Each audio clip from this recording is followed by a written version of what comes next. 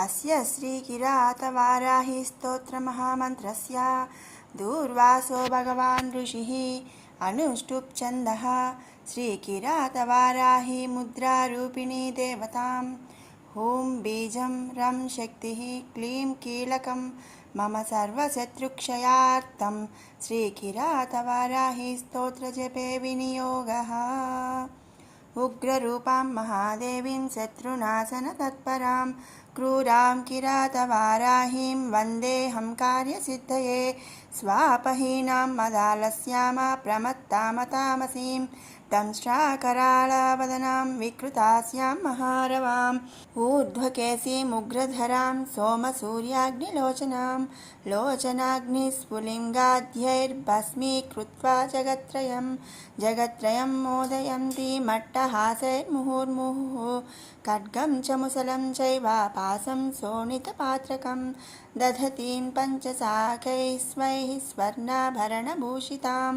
गुञ्जामालां शङ्खमालां नानारत्नविभूषितां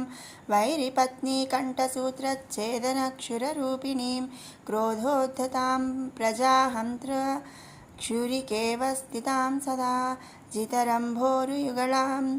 रिपुसंहारताण्डवीं रुद्रशक्तिं परां व्यक्तामीश्वरीं परदेवतां विभज्य कण्ठदंष्ट्राभ्यां पिबन्तीमसृजं रिपोः गोकण्ठमिव शार्दूलो गजकण्ठं यथा हरिः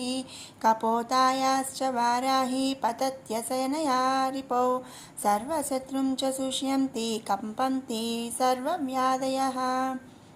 विधिविष्णुशिवेन्द्राद्या मृत्युभीतिपरायणाः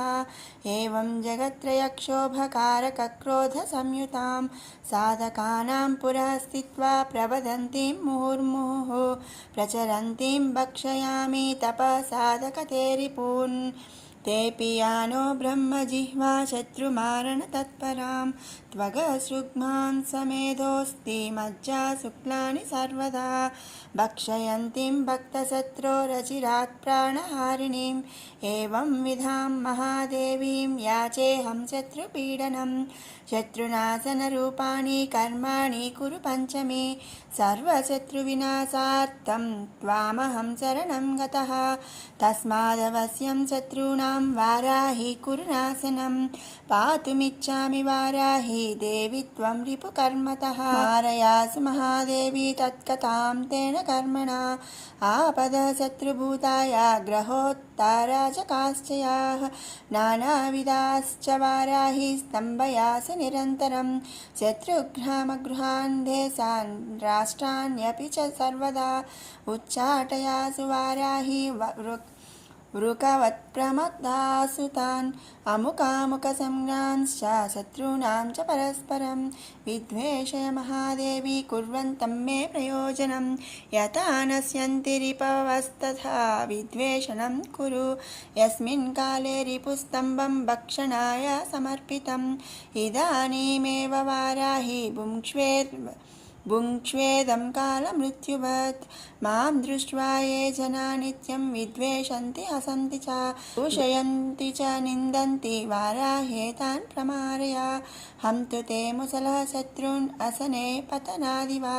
शत्रुदेहान् हलं तीक्ष्णं करोतु सकलीकृतान् हम तु गात्राणि शत्रूणां दंष्ट्रा वाराहि ते शुभे सिंहदंष्ट्रैः पादनकैर्हत्वा शत्रून् सुदुःसहान् पादैर्निपीड्य शत्रूणां गात्राणि महिषो यथा तां ताडयन्ति शृङ्गाभ्यां रिपुं नाशय मेधुना किमुक्तैर्बहुभिर्वाक्यैरचिरात् शत्रुनाशनं कुरु वश्यं कुरु वाराही भक्तवत्सले एतत्किरातवाराह्यं स्तोत्रमापन्निवारणं मारकं सर्वशत्रूणां सर्वाभीष्टफलप्रदं त्रिसन्ध्यं पठते अस्तु स्तोत्रोक्तफलमश्नुते मुसलेनाथ शत्रूंश्च मारयन्ति स्मरन्ति ये तार्क्ष्यारूढां सुवर्णाभां जपेत्तेषां न संशयः अचिराद्धुस्तरं साध्यं हस्तेनाकृष्य दीयते एवं ध्यायेत् जपेत् देवीमाकर्षणफलं लभेत् अश्वारूढां रक्तवर्णां रक्तवस्त्राद्यलङ्कृताम्